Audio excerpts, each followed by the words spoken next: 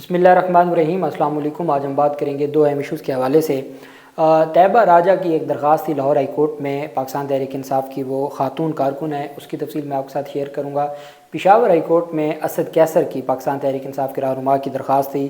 دوسری جانب جو ختیجہ شاہ کی درخواست تھی، اس پر فیصلہ عدالت کی جانب سے سنایا گیا ہے۔ توہین عدالت کی درخواست پر تحریری فیصلہ، اس کی تفصیل بھی میں آپ کے ساتھ شیئر کروں گا۔ اور ساتھ ہم بات کریں گے عسکری حکام کی جانب سے ایک درخواست تھی سپریم کورٹ آف پاکستان میں، جس کو قاضی فیض عیسیٰ صاحب نے مسترد کیا ہے، اس کی تفصیل بھی میں آپ کے ساتھ شیئر کروں گا۔ سب سے پہلے میں آپ کو بتاتا چلوں کہ شہریار آفریدی کیس پر اسلام آباد ہائی کورٹ میں سماعت ہوئی۔ شہریار آفریدی کی درخواست پر اسلام آباد ہائی کورٹ کے جسٹس ارباب محمد طاہر نے سماعت کی۔ ایف آئی اے نے عدالت میں جواب جمع کروایا۔ ایف آئی اے کی جانب سے یہ درخواست تھی کہ کیا ان کا نام ای سی ایل میں شامل کیا گیا ہے یا نہیں کیا گیا، یہ درخواست تھی۔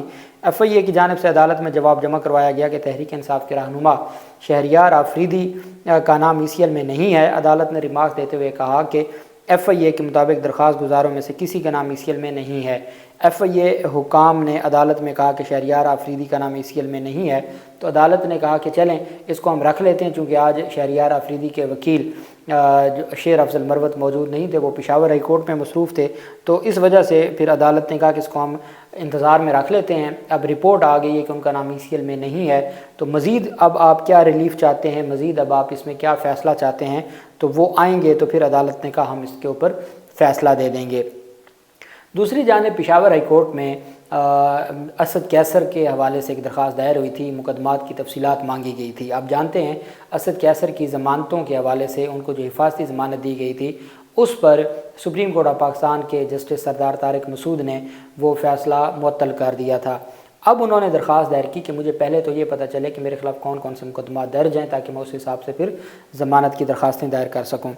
Additional advocate general Daniyal Chamkani نے رپورٹ پیش کر دی۔ رپورٹ میں کہا گیا کہ درخواست گزار سابق اسپیکر قومی اسمبلی اسد کیسر، سابق ایم پی رنگیز خان اور سابق ایم پی عاقب اللہ کی مقدمات تفصیل کے لیے دائر درخواستوں پر انہوں نے کہا کہ درخواست گزاروں کے خلاف 2 اینٹی کرپشنز انکوائریز ہیں اور ایک مقدمہ اے ٹی سی کا ہے، ان کے علاوہ کوئی اور نیا مقدمہ نہیں ہے۔ درخواست گزار کے وکیل نے کہا کہ کوئی نیا مقدمہ نہیں ہے، تو گزشتہ رات درخواست گزاروں کے گھر پر چھاپہ مار کارروائی کیوں کی گئی؟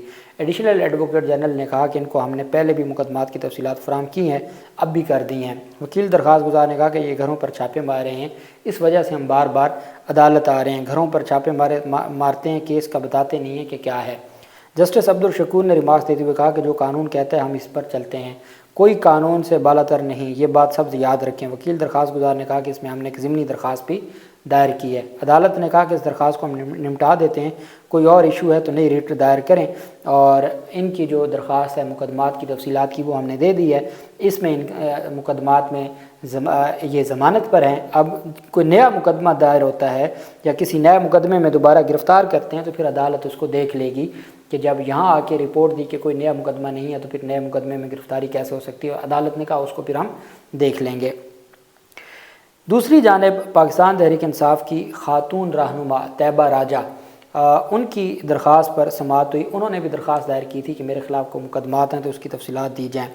عدالت نے پاکستان تحریک انصاف کے کارکن طیبہ راجہ پر درج مقدمات کی تفصیلات اور خفیہ مقدمات میں گرفتاری روکنے کی درخواست پر سماعت کرتے ہوئے آئی جی پنجاب اور ڈی جی ایف آئی اے سے رپورٹ طلب کر لی۔ لاہور ہائی کورٹ کے جسٹس شہرام سرور نے سماعت کی۔ درخواست گزار نے استدعا کی کہ طیبہ راجہ پر درج تمام مقدمات کی تفصیلات دی جائیں اور مقدمات کی تفصیلات آنے تک کسی بھی مقدمے نئے کیس میں گرفتاری سے روکا جائے، جس پر عدالت نے آئندہ سماعت پر آئی جی پنجاب اور ڈی جی ایف آئی اے سے رپورٹ طلب کر لی۔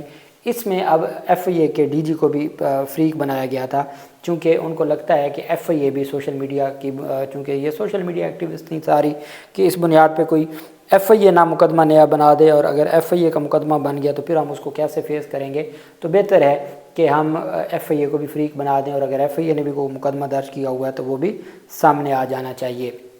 اسی طرح ختیجہ شاہ کی ایک درخواست تھی۔ ختیجہ شاہ کی درخواست پر علی باقر نجفی صاحب نے سماعت کی تھی۔ وہ توہین عدالت کی درخواست تھی کہ جب لاہور ہائی کورٹ میں آئی جی پنجاب اور سی سی پی او لاہور نے جواب جمع کروا دیا، رپورٹ دے دی کہ ان کے خلاف کوئی اور مقدمہ نہیں ہے، پھر رہائی کے فوراً بعد وہ گرفتار کیسے ہو گئیں، اس پر پھر عدالت نے توہین عدالت کا نوٹس جاری کیا تھا۔ رپورٹ آئی تھی CCPO لاہور کی جانب سے۔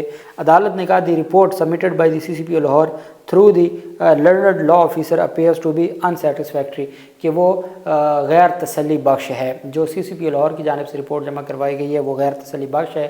وہ رپورٹ یہ تھی کہ ہم نے ان کے ملازم کا ایک بیان ریکارڈ کیا، ان کے ملازم کو گرفتار کیا، ان کا بیان ریکارڈ کیا۔ اس بیان میں یہ بتایا گیا تھا کہ عمران خان نے کہا، ختیجہ شاہ نے کہا کہ عمران خان کی جانب سے کہا گیا تھا کہ اگر مجھے گرفتار کر لیا گیا تو ان جگہوں پر اپنے دھاوا بولنا ہے۔ تو اس بنیاد پہ ہم نے دوبارہ گرفتار کیا۔ تو عدالت نے اس رپورٹ کو انسیٹسفیکٹری قرار دے دیا۔ Therefore he is directed to explain his position by appearing in person on the next date of hearing. عدالت نے کہا کہ آپ ذاتی حیثیت میں عدالت کے سامنے پیش ہوں اور عدالت کو آ کے بتائیں۔ CCPO لاہور کو کہا کہ آپ کیسے اس طرح کا جو مقدمہ ہے یا کارروائی ہے وہ کر سکتے ہیں۔ آپ نے جب عدالت کو بتا دیا کہ کوئی اور مقدمہ نہیں ہے تو پھر گرفتاری کیسے عمل میں لائی گئی، کیوں گرفتار کیا گیا، کس قانون کے تحت گرفتار کیا گیا، ان ساری چیزوں کو مد نظر رکھتے ہوئے دیکھنا یہ ہوتا ہے کہ قانون اپنا راستہ، عدالت نے کہا قانون اپنا راستہ بنائے گا، ہم صرف یہ چاہتے ہیں کہ آپ کے پاس کوئی ویلڈ ریزن ہے تو بتائیں، نہیں تو پھر قانون کے مطابق ہم ایکشن لیں گے۔ اور 27 اکتوبر کے لیے عدالت نے کیس کی سماعت کو ملتوی کیا تھا اور یہ ختیجہ شاہ کی درخواست تھی۔ بالکل اسی طرح کا معاملہ صنم جاوید کا ہے۔ صنم جاوید کی رہائی ہو چکی ہے لیکن ان کو ابھی تک ان کی رہائی کے احکامات ہو چکے ہیں لیکن ان کو رہا نہیں کیا گیا۔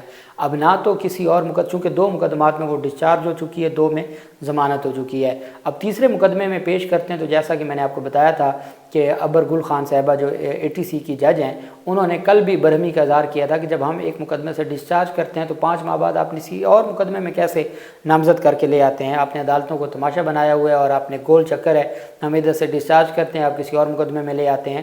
تو اس پر ایک تو وہ خوف پیدا ہو گیا اور صنم جاوید کو کسی اور مقدمے میں گرفتاری ابھی شامل نہیں کی گئی۔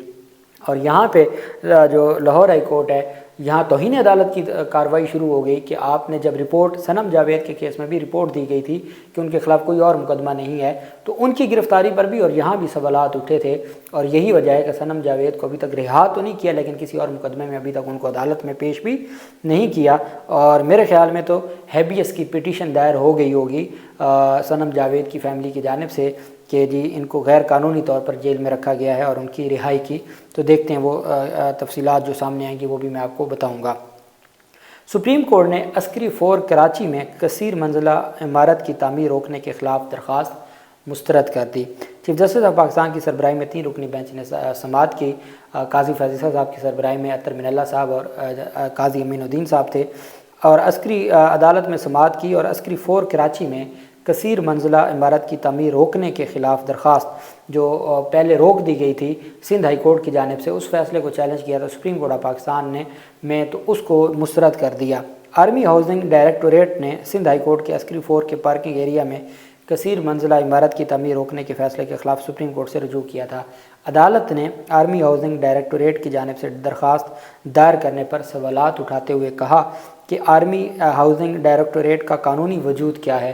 آرمی ہاؤسنگ ڈائریکٹوریٹ کے قانونی وجود کے بارے میں آئین، رول آف بزنس 1983 یا کسی قانون میں ذکر ہے؟ کیا وفاقی حکومت کے ادارے اپنے کیسز میں پرائیویٹ وکیل ہائر کر سکتے ہیں؟ جیسے کاش عدالتوں نے یہ سوال جب نون لیگ کے وکیل امجد پرویز کو الیکشن کمیشن نے ہائر کیا تھا تو اس وقت شاید کبھی پوچھا ہوتا، لیکن وہاں ایسے معاملات نہیں آتے۔ عمران خان تو ایکسیپشنل کیس ہے نا، وہاں ان کے کیسز پہ تو معاملات کچھ اور ہوتے ہیں۔ سپریم کورٹ نے کہا قانونی وجود نہ رکھنے والے کی درخواست دائر کرنے کی اجازت دینے پر ایڈوکیٹ آن ریکارڈ پر تعجب ہوا۔ قانونی وجود نہ رکھنے پر آرمی ہاؤسنگ ڈائریکٹوریٹ خود درخواست دائر نہیں کر سکتی۔ اگر آرمی ہاؤسنگ ڈائریکٹوریٹ متاثرہ فریق ہو تو وہ وفاقی حکومت کے ذریعے درخواست دائر کر سکتی ہے۔ چیف جسٹس آف پاکستان قاضی فیضیسہ نے کہا کہ موجودہ کیس میں آرمی ہاؤسنگ ڈائریکٹوریٹ نے تو وفاقی حکومت، صدر مملکت سمیت دیگر کو فریق بنایا ہے۔ کیا یہ وفاقی حکومت کے ہی خلاف کیس ہے؟ Army general headquarters housing directorate کا حق دعویٰ ہو ہی نہیں سکتا۔ آرمی ہاؤسنگ ڈائریکٹوریٹ نہ کوئی فلاحی ادارہ ہے اور نہ ہی کوئی کارپوریشن ہے۔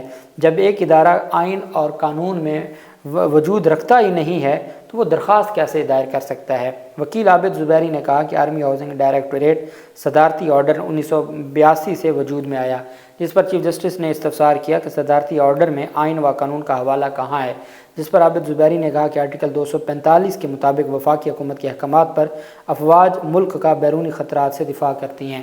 اطہر من اللہ صاحب نے کہا کہ عابد زبیری کو کہ آرٹیکل 245 پڑھنے کی ہدایت کرتے ہوئے کہا کہ افواج کا آرٹیکل 245 سے باہر کوئی کام نہیں ہے۔ چیف جسٹس نے کہا آپ انتہائی سینئر وکیل ہیں اور ایک قانونی وجود نہ رکھنے والے ادارے کی نمائندگی کر رہے ہیں، قانونی وجود نہ رکھنے والے درخواست گزار کا کیس نہیں سن سکتے۔ شکایت کنندگان کے وکیل معز جعفری اس لیے کنارہ کش ہو گیا کہ انہیں پتہ تھا ان سے سنبھلے گا نہیں۔ عدالت کہہ رہی ہے کہ وہ اس وجہ سے سائٹ پہ ہو گیا، ان کو پتہ تھا کہ یہ معاملہ ان سے سنبھالا نہیں جائے گا۔ عدالت نے شکایت کنندگان کے وکیل معز جعفری کی عدم پیشی پر خصوصی نمائندگی کی درخواست خارج کر دی اور عدالت نے جو اپیل تھی اس کو بھی مسترد کر دیا اور سندھ ہائی کورٹ کا فیصلہ برقرار رکھا۔ اور اب تک جو بڑے فیصلے سامنے آئے ہیں اس میں ہم نے دیکھا ہے ایک وہ ڈیفنس کے حوالے سے اور کلفٹن کے حوالے سے ایک فیصلہ تھا، وہ بھی سندھ ہائی کورٹ کا فیصلہ تھا جس کو قاضی فیض عیسیٰ نے برقرار رکھا، اور یہ فیصلہ بھی سندھ ہائی کورٹ کا ہے۔ چونکہ بہت زیادہ پھر اس طرح کے معاملات چل پڑتے ہیں جی کہ قاضی فیض عیسیٰ صاحب کا کوئی فیصلہ آیا ہے، تو یہ فیصلے وہ تھے جو سندھ ہائی کورٹ کے تھے اور جن کو برقرار رکھا گیا تھا۔ اب دیکھنا یہ ہے کہ یہ جو سارے معاملات ہیں اس میں جو مزید تفصیلات ہوں گی آپ کے ساتھ شیئر کرتے رہیں گے۔ اللہ پاک پاکستان کا حامی و ناصر ہو۔ بہت شکریہ۔ اللہ حافظ۔ پاکستان زندہ باد۔